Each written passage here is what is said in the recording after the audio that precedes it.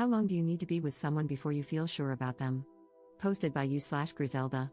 I've been seeing this guy for a few months now, and I've been unsure about whether we're right for each other in the long term. I enjoy his company, we get along well, and I'm definitely developing feelings for him. He has some amazing positive traits and has treated me well so far. He has also made concrete efforts to meet my needs every time I've expressed them, becoming more responsive and frequent in communicating with me, opening up about his past, and seeing each other more. He's warm, loving, and tries to make my life a little bit easier, which I'm not used to, but man, is it nice. Then why don't I feel sure about him?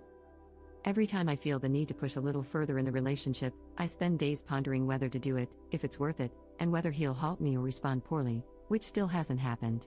I want him to ask about me, but every time he does, rarely, though it has become a little more frequent, I stumble over my words. I'm used to having very close friends with whom I have deep, long, sometimes existential conversations, and it's just not happening with him. When I don't see him for a while, I start feeling like he's a stranger, and then that feeling goes away when we meet, only to come back later.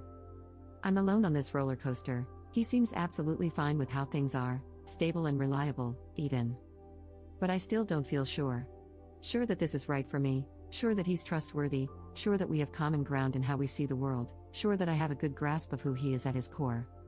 I thought it was normal at this stage, but I recently talked to some friends, and they told me they were sure, or at least sure enough, pretty early on. So I come here to ask, how long does it take for you to feel that sureness about the person you're seeing? Have you ever had these kinds of feelings, and how did it turn out in the end? Commenter. My first question would be, what were your past relationships like? If they were toxic, had poor boundaries, or were emotionally immature in some way, then anything steady, healthy, respectful, and responsive is going to feel alien and uncertain. The next question is, how emotionally available are you? Answer that honestly. If you're typically used to someone else driving the relationship forward and cracking you like a nut, then when you're faced with something that waits for your cues and puts you in the driver's seat, you're going to sit there idling. Ops response. Thank you for asking this. I've been out of the dating scene for a very long time, hit rock bottom, made some very positive changes in my life, thank God for therapy, and after a while, I went into dating for something casual. That's how things started with this guy, but then they became exclusive and progressed because, well, I liked him. I have been described as avoidant by a couple of exes as come closer, but hey, not too close. That said, I walked into this completely aware of what I did wrong in the past and was willing to open up and be emotionally available.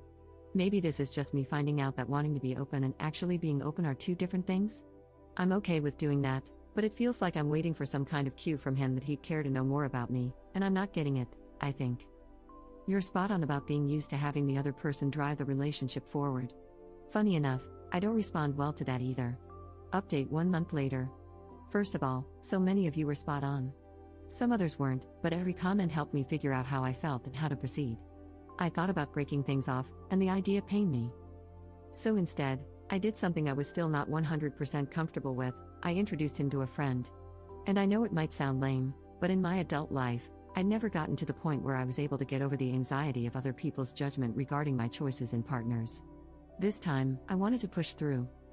So first, I asked him, my friend Ray invited me to meet his new girlfriend, wanna join? I was sure he'd come up with an excuse not to, but instead, he agreed right away. He checked more than once about the day and time because, in his words, I don't want to be late and embarrass you in front of your friends. I was expecting to be struck by some huge flaw of his that I hadn't noticed before, but instead, he was lovely the whole night. He insisted on paying for drinks. He got along well with Ray and his girlfriend.